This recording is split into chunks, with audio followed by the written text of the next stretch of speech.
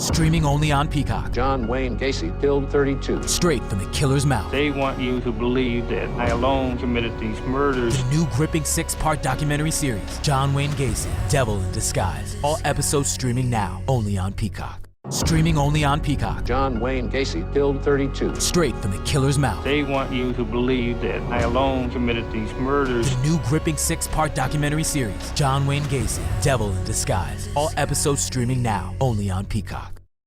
Hello, campers. Grab your marshmallows and gather around the True Crime Campfire. We're your camp counselors. I'm Katie. And I'm Whitney. And we're here to tell you a true story that is way stranger than fiction. We're roasting murderers and marshmallows around the True Crime Campfire.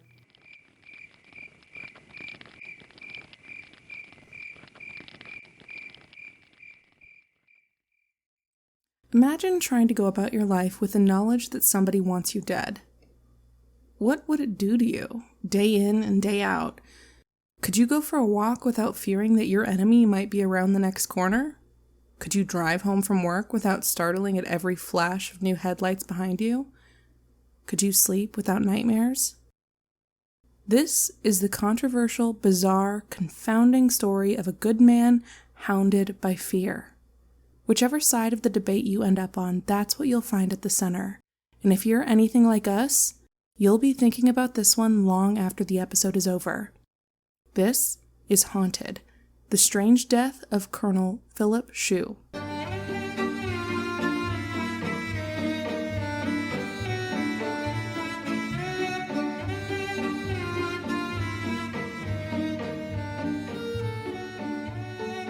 So, campers, we're in San Antonio, Texas, the morning of April 16th, 2003. Drivers on their way to work on Interstate 10 were suddenly startled to see a beige Mercury Tracer speed past them, jump onto the median, then fly back onto the road. For a few moments, it seemed like everything was okay. The car righted itself and drove along fine for a couple of miles, but then it started to weave wildly back and forth across the lanes. And a moment later, going at least 60 miles per hour, the Tracer ran off the road and crashed into a grove of trees. The car hit one tree and then spun around and hit another one, which caved in the driver's side of the car. A couple of horrified witnesses pulled over to try to help the driver, but it was clear right away that the man was beyond help. He was motionless, not breathing. When police responded, they found a bizarre scene. The dead man behind the wheel was dressed in military fatigues. It appeared that he died from horrific head injuries, the result of the crash, but those weren't his only wounds. His shirt had been cut open to the waist, and he had a deep vertical slash to the chest that didn't seem to be related to the car crash. The tip of his left pinky finger had been cut off as well. And weirdest of all, content warning y'all, because this is pretty upsetting, his nipples had been cut off with careful precision. Ugh. Yeah. And as if that wasn't strange enough, the man's wrists and ankles were wrapped in duct tape. The man had no wallet or identification on him. What the hell was going on here? The victim, it turned out, was 54-year-old Air Force Colonel Philip Shue, a distinguished military psychiatrist who was in the process of wrapping up a 26-year career. He and his wife Tracy were about to close on their dream house in Alabama and move on to the next act of their lives. Tracy had last seen him only 2.5 hours before the crash, when he'd brought her a cup of coffee in bed, chatted with her about the new house for a few minutes, kissed her goodbye, and headed off to work.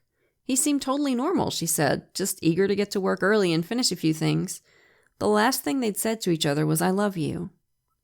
Tracy was devastated beyond words by her husband's death, and that devastation was about to be made worse by the authorities' stunning response. After an investigation that it would actually be generous to call inadequate, they ruled Colonel Shue's death not a homicide, as Tracy and the rest of his family had no doubt that it was, but suicide. Medical examiner Dr. Vincent DeMaio's official finding was that Philip Shue, who had recently seen a fellow military psychiatrist about panic attacks and depression, had mutilated himself, duct taped his own wrists and ankles, and intentionally crashed his car into a tree. Was that the truth? Like the Cindy James case, which we covered about 1.5 years ago, whichever side you come down on, this is a bizarre story. Colonel Shue's death was either a diabolically cruel, premeditated abduction and torture murder, or one of the oddest suicides we've ever heard of. For the colonel's widow, though, there is no mystery. Her husband was abducted and tortured, and in his frantic escape from his attacker, he crashed his car and died. To Tracy, this amounts to murder, and she is determined to get justice. Now, why is she so sure? Well, because in the months leading up to Philip Shue's death, he had been desperately afraid for his life. What was he afraid of? Well, campers, it's a hell of a story. See, Tracy Shue was the colonel's second wife. At the time of his death, they'd been happily married for 10 years. But before Tracy, there was his first wife, Nancy. Tracy told 48 Hours that when she met Philip Shue while working as an Air Force nurse in Florida, he was in the midst of an ugly divorce. She said, there was no love in the marriage. Philip had told her that Nancy was focused on spending money and acquiring stuff they didn't need, and money they didn't have. One of the terms of the divorce settlement between Colonel Shue and Nancy was that she be allowed to take out 2 life insurance policies on him, adding up to $1 million. That was in 1988. At the time, it just seemed to him to be a way to speed the settlement along and get the hell out of his miserable marriage. By then, he had met Tracy, and they both knew early on that they were the love of each other's life. You can really see that in the way Tracy talks about him on that 48 Hours episode years after his death. They adored each other. So Philip had agreed to the life insurance thing. Didn't really think much of it at the time. Once his divorce became final in 1992, he married Tracy and they got on with their lives. Nancy had pretty well cleaned him out in the divorce, according to Tracy, but he didn't care. He was just happy to be out.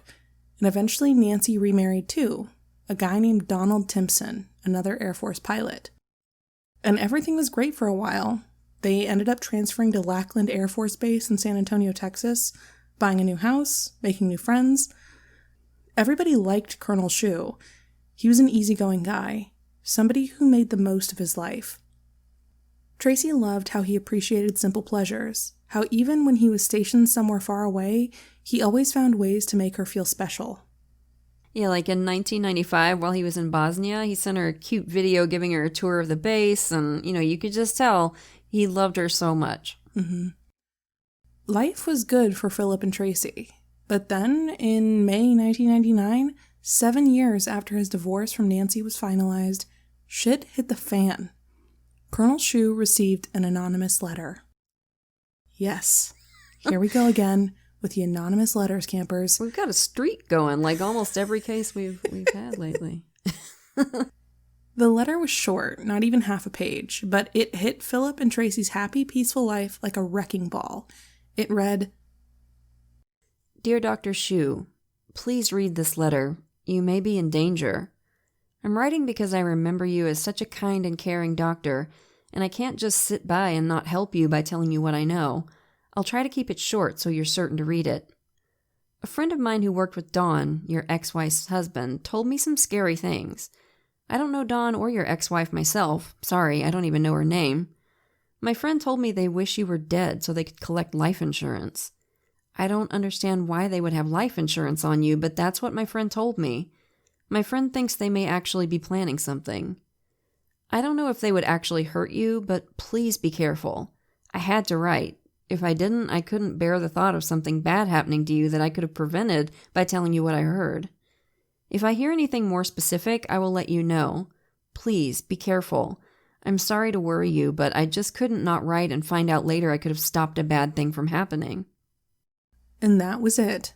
No signature, no return address, no nothing.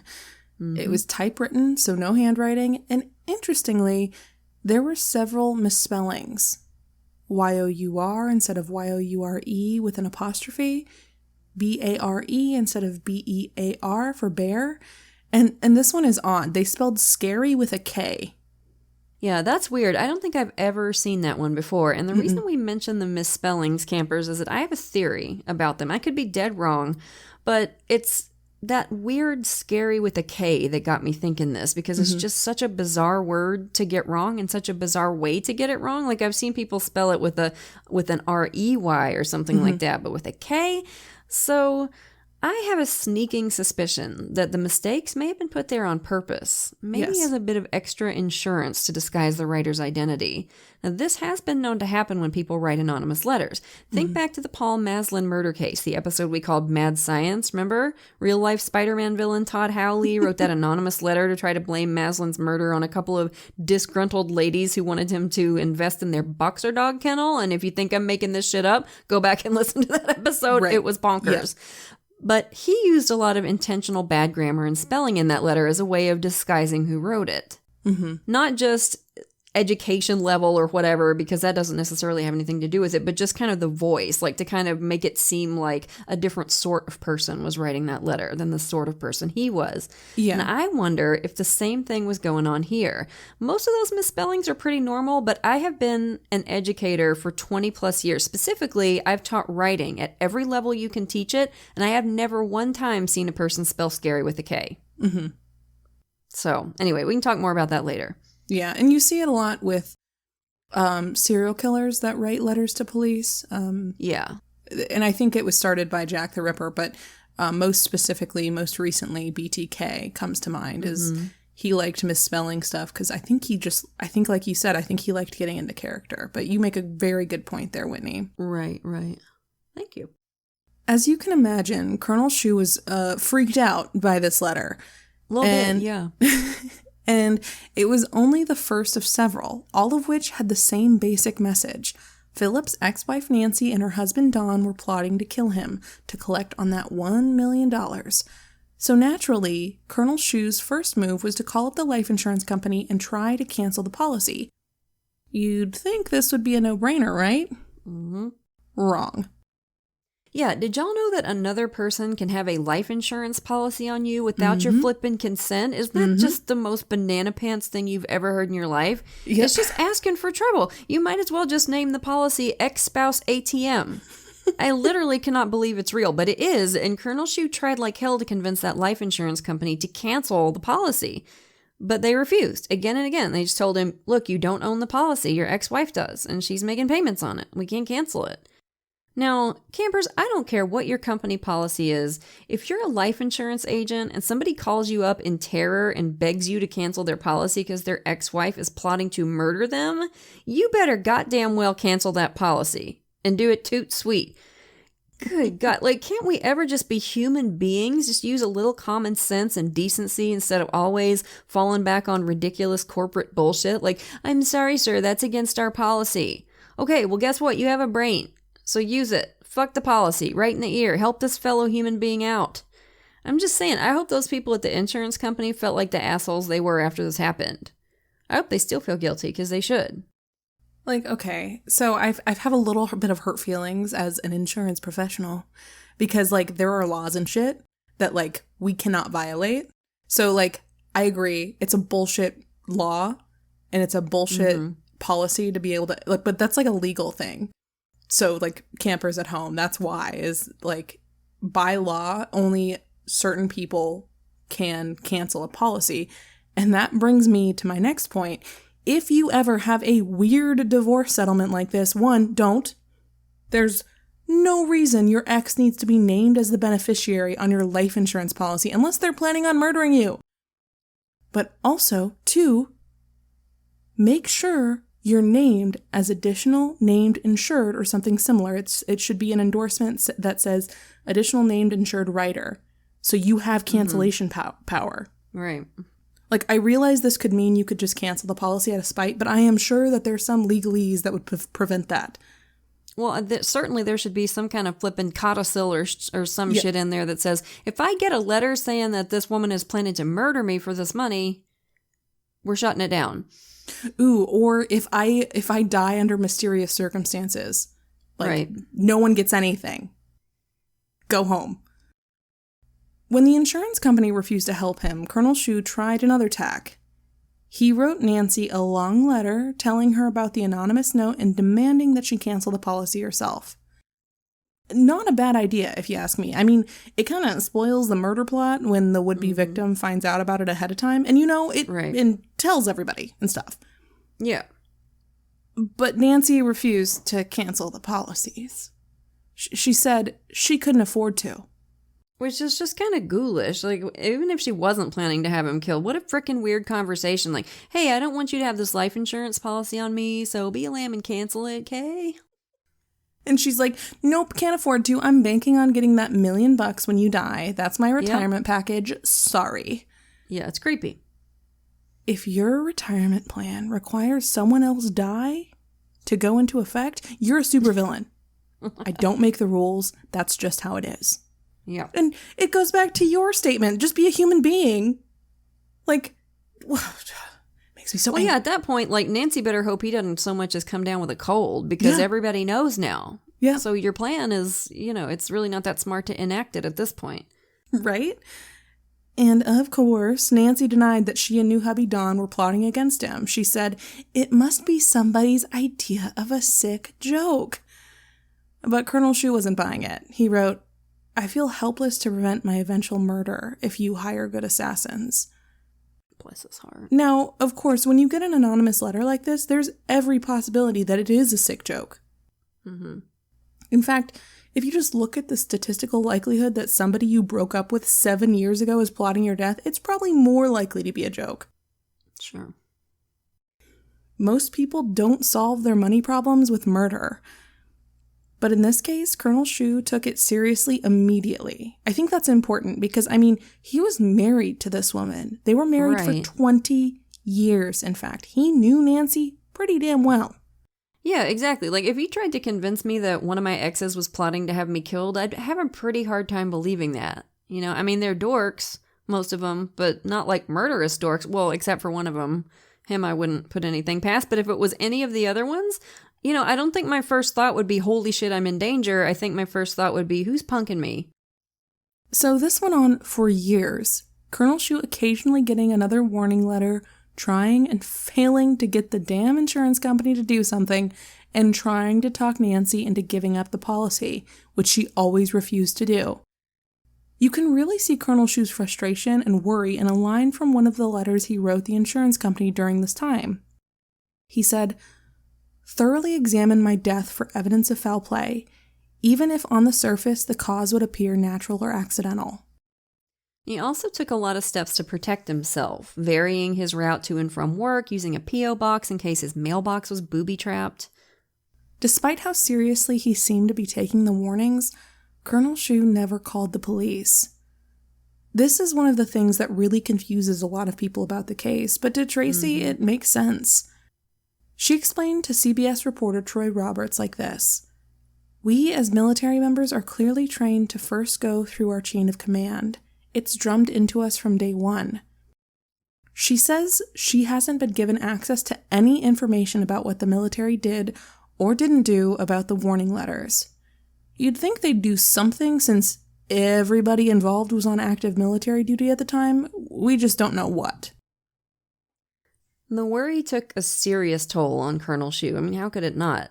Suddenly, where before he'd been a laid-back, happy guy, he was having problems with anxiety, fear, and feeling of being hunted.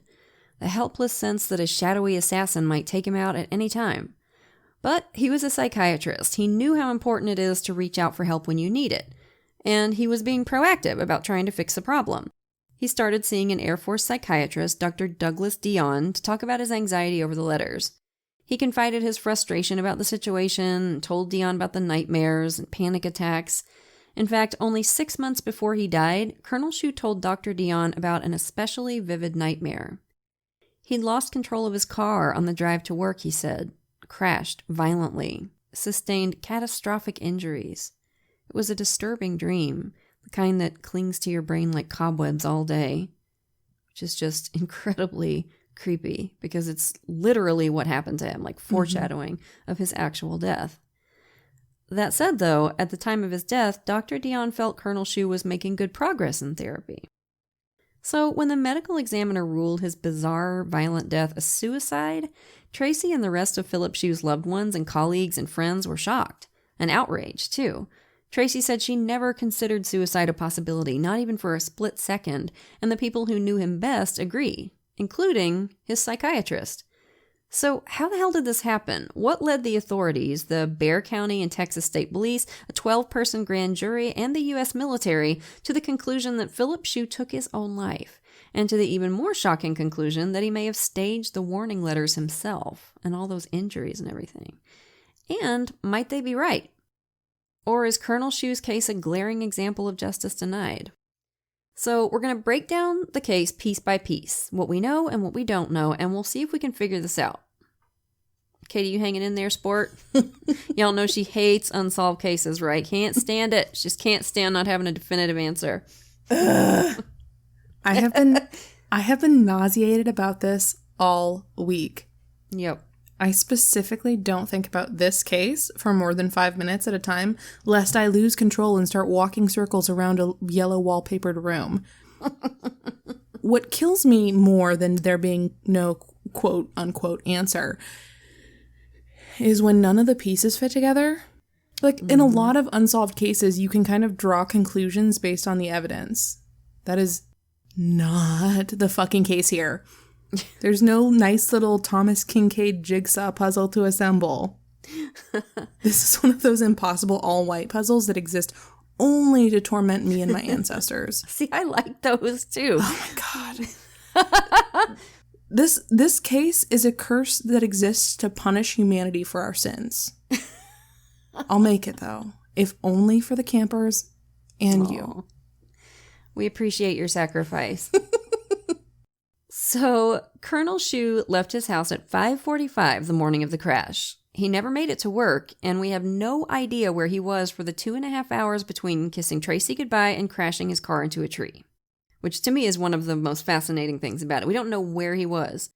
We do know that when he crashed, he was heading in the opposite direction from work, and that he just passed the exit he'd take to get to his and Tracy's house.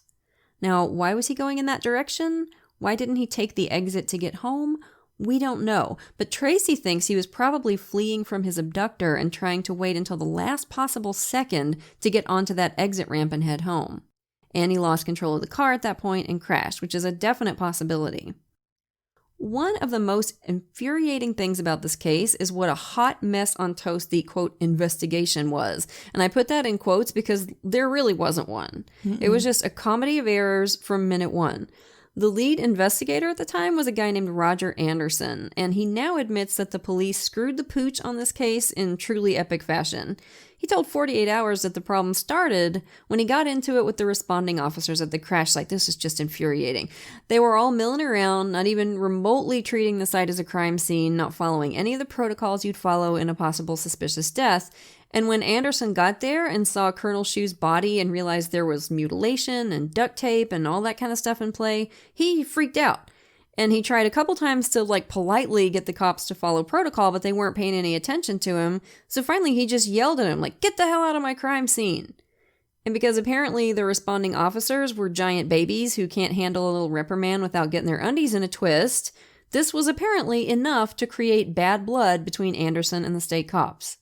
So that meant that Anderson didn't get the cooperation he needed, evidence was compromised, most likely some evidence was lost, and leads that should have been followed up on weren't, just dominoes falling from that one moment of him yelling at them. Jesus fucking Christ. A man is dead, and the authorities can't put the rulers away long enough to do their fucking jobs. They might as well have started spraying the corners like cats. I know, God, it's ridiculous. So for one thing, Philip Shue's body was transported not to the medical examiner's office, but to a local nursing home. His car, which should have been regarded at that point as a possible crime scene, was taken to a junkyard. And later it ended up in police custody, but by then they lost all semblance of chain of custody. They didn't even keep chain of custody intact with the body. So it's just ruining any chance you could possibly have of evidence gathering. Did you guys hear that? It was my blood pressure hitting the fucking roof. Roger Anderson is one of Tracy Shue's biggest allies now. He feels a lot of guilt about the way this case was mishandled. Whatever else may have been going on, at the end of the day, it was his case, and he dropped the ball. Or at least, he allowed it to be dropped. And now it keeps him up at night. A few years after the fatal crash, after a grand jury upheld the conclusion that Philip Shue died from suicide and that his wounds were self-inflicted, the show 48 Hours hired an experienced private investigator to look into the case. His name is Joe Mora, and he has an impressive resume that includes the Madeleine McCann case. Wow. Mora is adamant that Colonel Shue did not take his own life. He told 48 Hours, "If there had been a true investigation in this case, I assure you this would never have been put down as a suicide." Okay, so let's get into it. Point counterpoint. Medical examiner Dr. DeMaio, who's firmly on the side of the suicide theory, and Tracy and her supporters, including PI Joe Mora and rockstar forensic scientist Dr. Cyril Wecht on the abduction/murder side. Y'all know who Dr. Wecht is? He pops up all the time in these big cases. Mm-hmm. One of his big claims to fame is that he worked on the Kennedy assassination, which is impressive. He's weighed in on everything from Anna Nicole Smith to Kurt Cobain, and he is very well respected in his field. Tracy hired him to do an independent autopsy. And Dr. DeMaio, by the way, the one who did the original autopsy, gotta say, not a fan. I'm saying it. On that 48 Hours episode, he just comes across to me as close-minded and smug and condescending. Like at one point, Troy Roberts says something like, Colonel Shue's wife doesn't believe this was a suicide. And his answer is just so gross and patronizing. Basically, the gist is, well, bless her heart, she's just blinded by love. Ugh.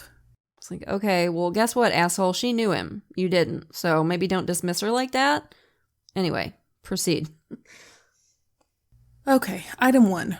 Colonel Shue's behavior the day of the crash. Medical examiner DeMaio argues that if Shue was fleeing from the scene of his abduction and torture, he passed up several opportunities to get help along the way.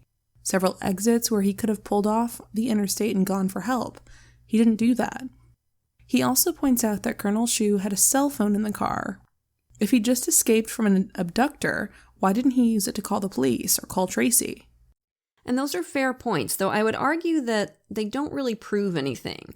If I had just escaped from a torturer, I would probably be in a panic. I mean, I could see just wanting to get in your car and just drive until your adrenaline calmed down a little bit. And you could think straight. And interestingly enough, a little bit of Colonel Shue's blood was found on that cell phone. It was a flip phone, and the blood was on the inside, like where the buttons are. So maybe he tried to call and just realized he couldn't dial unless he slowed down or stopped. Maybe he was trying to call when he crashed. Maybe that's why he crashed. One thing they should have damn well done is ping that cell phone to see where Colonel Shue had been all morning, but guess what? They didn't do that. So yet another ball dropped in this sham of a non-investigation. Also, if Colonel Shue had escaped from an abductor or abductors, he might have been afraid they were following him, chasing him. In that situation, unless I knew exactly where a police station was, I might be panicky enough to just put the pedal to the metal and haul ass, try to lose them. Absolutely. And it's not like you can concentrate enough to dial a cell phone in that situation, driving like a bat out of hell to get as far away from the torture scene as you can. Absolutely. He might have been in a full-blown panic attack. And it's not like now where you can just ask Siri to make a call for you. Item 2, the chest injuries. DeMaio found traces of lidocaine, a numbing agent in Colonel Shue's system. It appeared to him that whoever cut off Shue's nipples had numbed the area first. Would a torturer do that? DeMaio didn't think so. To him, it was more likely that Colonel Shue had numbed his own chest so he wouldn't feel any pain when he made the incisions. Yeah, I'm not so sure about this. I mean, at first glance, I can see where he's coming from with that, but think about it. The torture of watching your nipples cut off would almost be worse, in my opinion, if your tormentor numbed you up first. Because, if he didn't, you'd just be screaming in pain and you might pass out. You might not experience the same level of psychological torture, like the fear and the just creepiness of having such an intimate part of your body cut into. So what I'm saying is, I think I could go either way on this point. And as Dr. Wecht points out on the 48 Hours episode about the case, there were no visible needle marks on Colonel Shue's chest. Which would seem to contradict DeMaio's theory that he gave himself an injection in each nipple. Though he could have injected himself in the nipples themselves, we don't know because they were gone and couldn't be examined. Plus, to me, this is very significant. No syringes or empty lidocaine vials were found in the car. No scalpel either. they did find a straight razor and a blunt little Swiss Army knife. The straight razor, the kind used for shaving, didn't have blood on it. The Army knife did have a little bit of the Colonel's blood on it, but there was no way it was sharp enough to make the cuts on the body. Mm-hmm. And we have no way of knowing how old that blood was. It could have been from years ago, so if Colonel Shu did this to himself, where the hell did he do it? Right. And also, this is one of those little details that make you want to punch a hole in the wall, Katie. Colonel Shu apparently self-prescribed a topical solution of lidocaine 10 days before the crash. Now, at first glance, that seems pretty damning. Like, okay, he prescribed himself lidocaine, he must have done this to himself. But here's the rub. The lidocaine found in his system wasn't the same kind. So it's just infuriating. So is that detail important? Or is it not? Who the hell knows? We literally have no idea.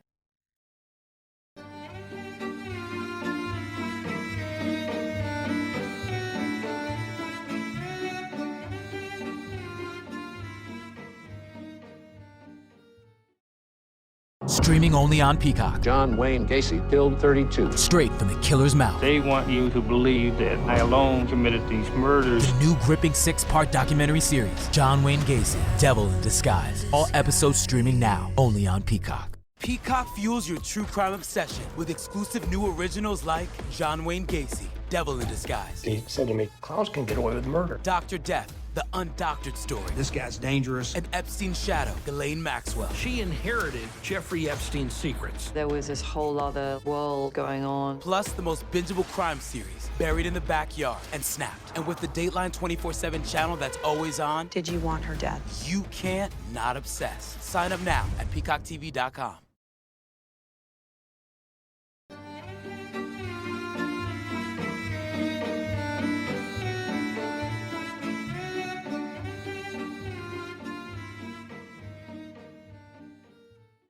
Last but not least, Dr. Weck's examination found that the amount of lidocaine in Colonel Shu's system wouldn't have been enough to numb his chest against the pain of those injuries, which, as a doctor, you'd think Colonel Shu would have realized.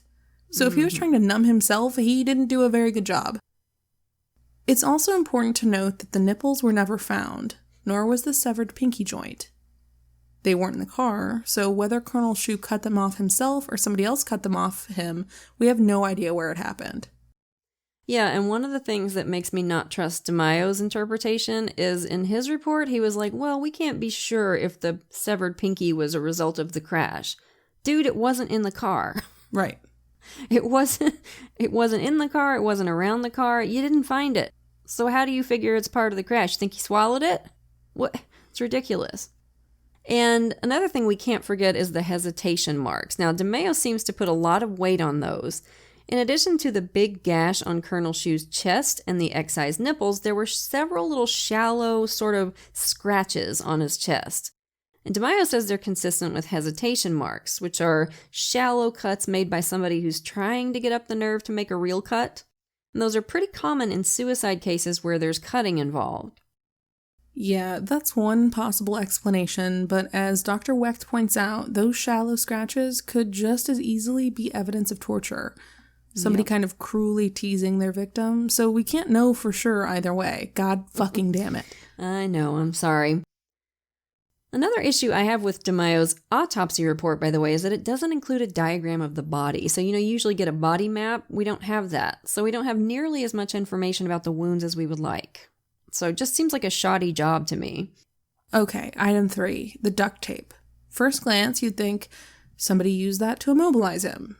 But here's the thing. The tape wasn't wrapped in such a way as to bind wrists and ankles together. Each individual wrist and ankle was just wrapped up in duct tape by itself. It wouldn't have been an effective way of restricting Colonel Shu's movement, as you'd think an abductor would do. Right, but on each wrist, there was some extra tape sort of hanging down with like a knotted, balled up wad of tape at the end. So it's possible that his wrists were taped together at some point with this extra tape and he just managed to get free, or more likely that he was taped to a chair, because it would, if you tape somebody to a chair, that would make sense.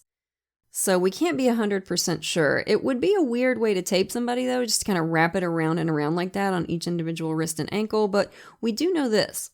Colonel Shu's fingerprints were not found on the duct tape, and there also was not like a duct tape roll in the car or anything like that. It's hard to believe he could have taped himself up without leaving fingerprints.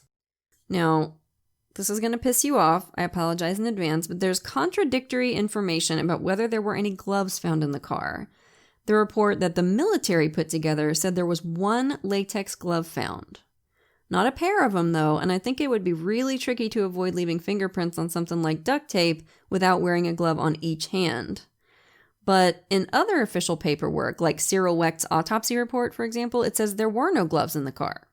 So, for God's sake, we have another question mark. So we don't know if there was or if there wasn't. There were some minor injuries like contusions and scratches on Colonel Shu's hands and one of his wrists, by the way. The kind of injuries you'd get if you had to escape from duct tape bindings? Maybe so. Also, there were 2 little gray hairs stuck to the duct tape, which to the best of my knowledge have never been tested. Which is infuriating. Now, he did have gray hair, but so do lots of other people. And some blood on the inside of the tape stuck to his wrist with no corresponding injury to that wrist. Also never tested. What the fuck? This is what I mean when I say there was no investigation. Yeah, no. Next, we have a very strange bit of evidence. During the autopsy, Dr. DeMaio found small remnants of what he thinks was a diaper on Colonel Shu's body.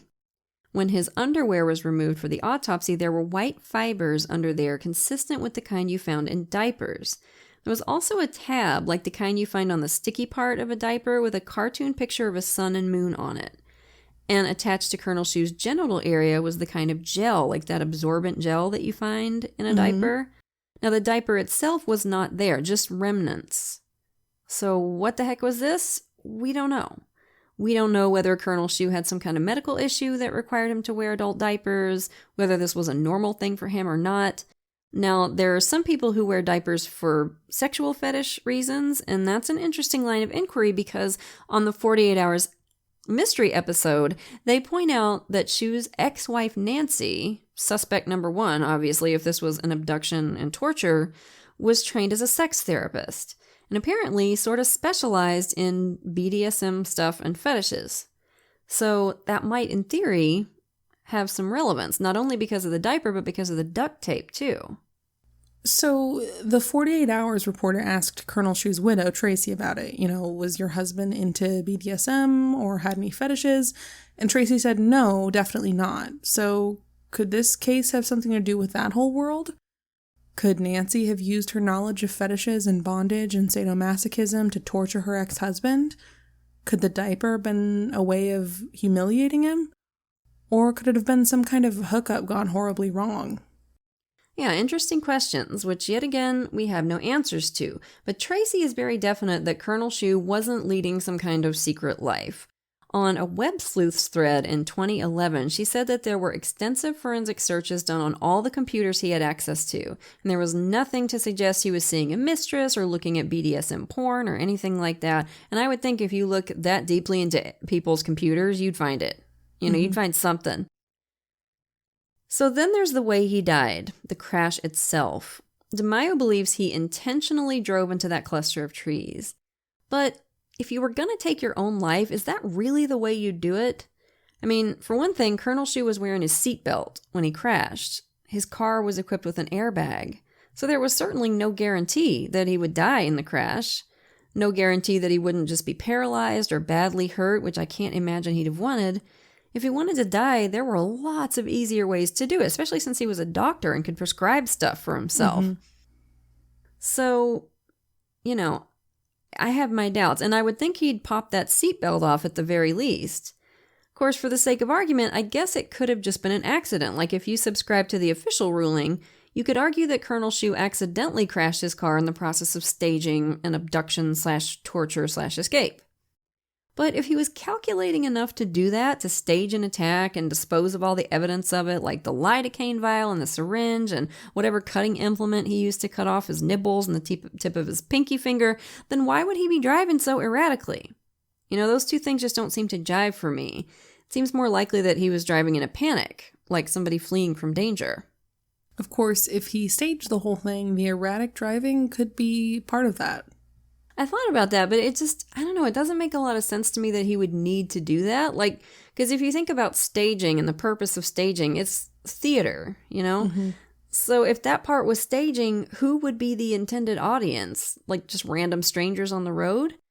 If he actually intended to kill himself, that would make sense. But if he was just staging an attack and escape, then erratic driving on purpose just doesn't seem to make sense to me.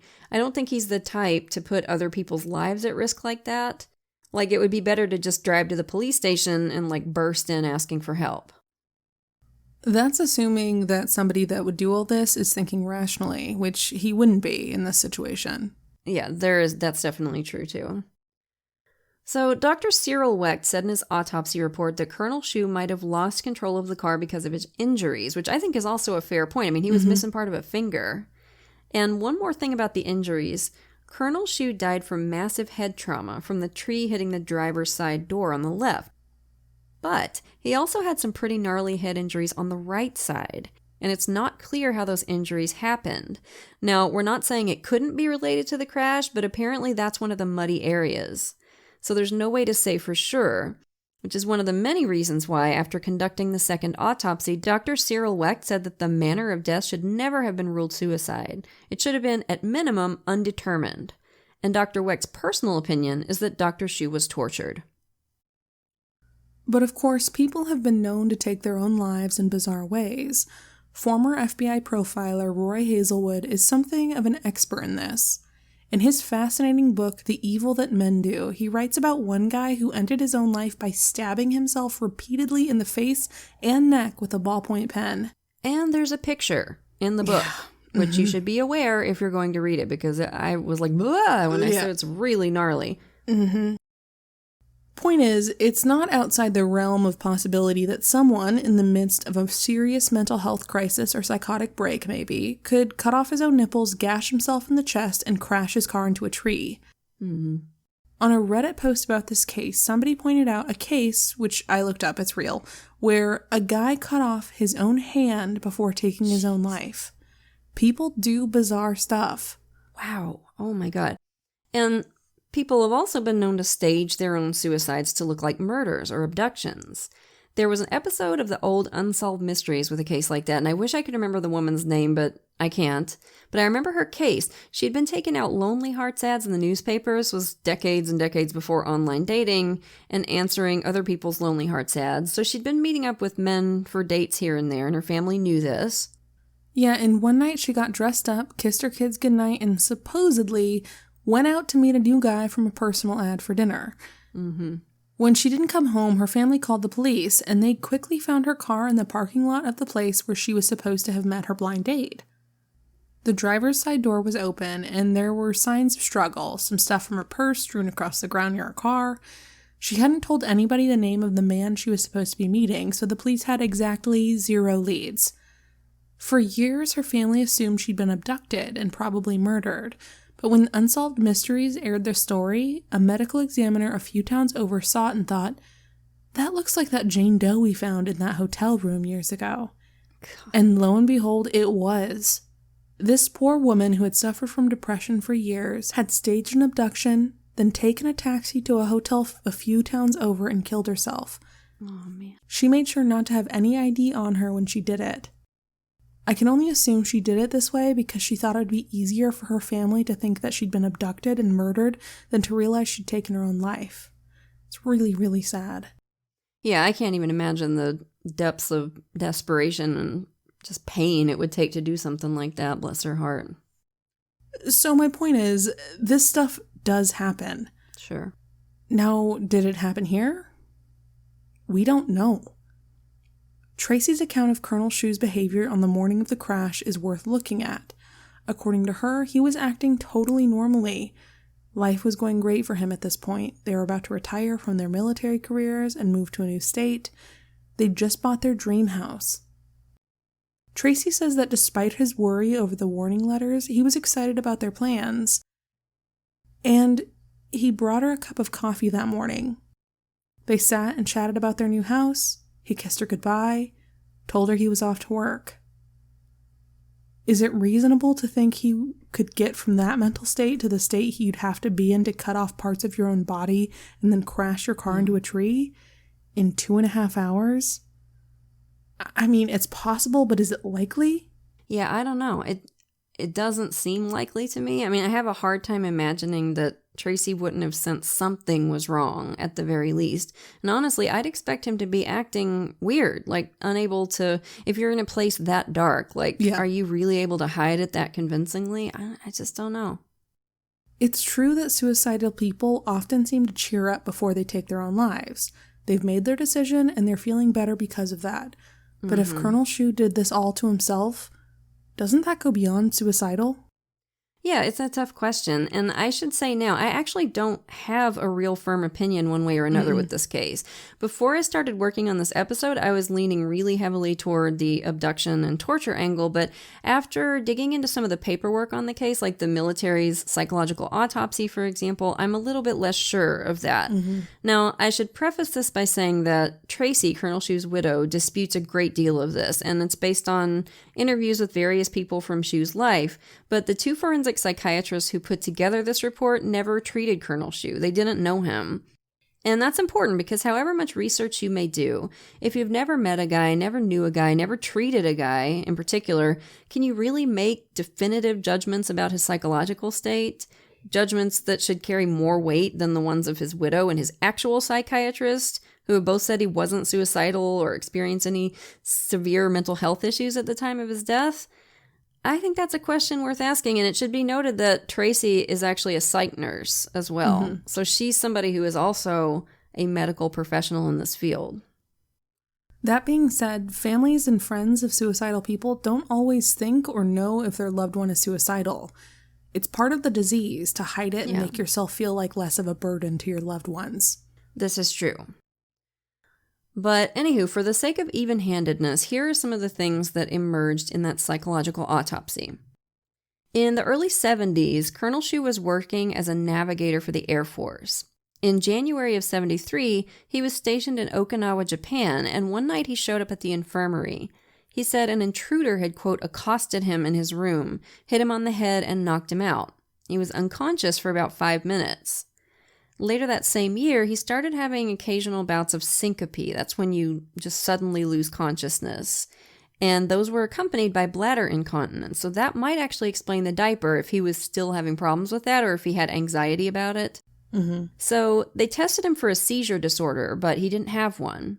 Some of his doctors thought the fainting spells might be anxiety related, but he wasn't diagnosed with any specific psychiatric issues at the time. And then later on, he was diagnosed with Meniere's disease, which is an inner ear thing that causes vertigo and tinnitus. So it put the kibosh on his ability to fly, which is really sad. So from then on, he worked as an Air Force doctor instead, counseling the troops, conducting hostage negotiations, etc. In 1978, Shu told some of his family and friends that somebody shot at him from a car as he was driving home from work.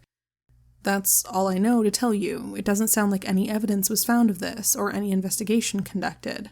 Yeah, and the reason why I mentioned those two things of, being accosted in his room at the barracks and then saying somebody shot at him, I mean, maybe those things happened. Maybe they absolutely did. But, I've never known anybody who's had, multiple things like that happen to them. So it does make you wonder if maybe he did have occasional bouts of, irrational paranoia or whatever.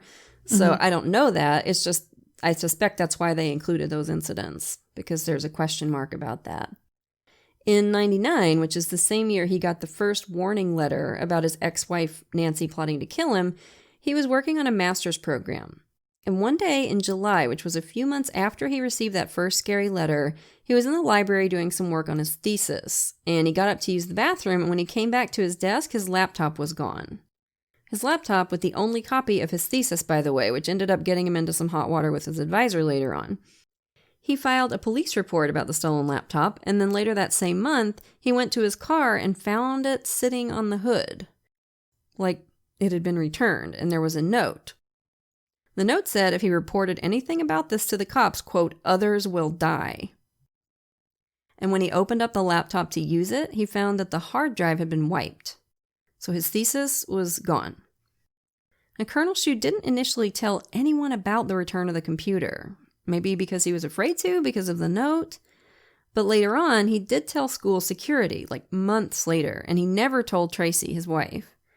And this is interesting. Apparently, multiple people close to Philip Shue have said that he did have a tendency to keep worrisome stuff to himself so that he wouldn't burden the people he loved. Even his psychiatrist felt like he was holding back to some extent during their sessions. Now, we could look at this incident two ways. Way one, this is a bizarre story, kind of hard to swallow. And it could be evidence that Colonel Shue was starting to suffer from some mental health issues. He could have imagined it or made it up. Shue had mentioned to his psychiatrist that sometimes he felt like his anxiety verged on paranoia. But of course, it could also suggest that somebody was actually messing with the guy.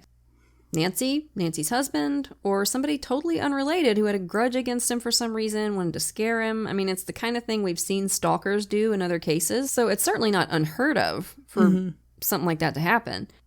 See, the problem with not doing any investigation whatsoever is that you don't get to find out who might have wanted to harm your victim. The only suspects we know of are Nancy and her husband, Don.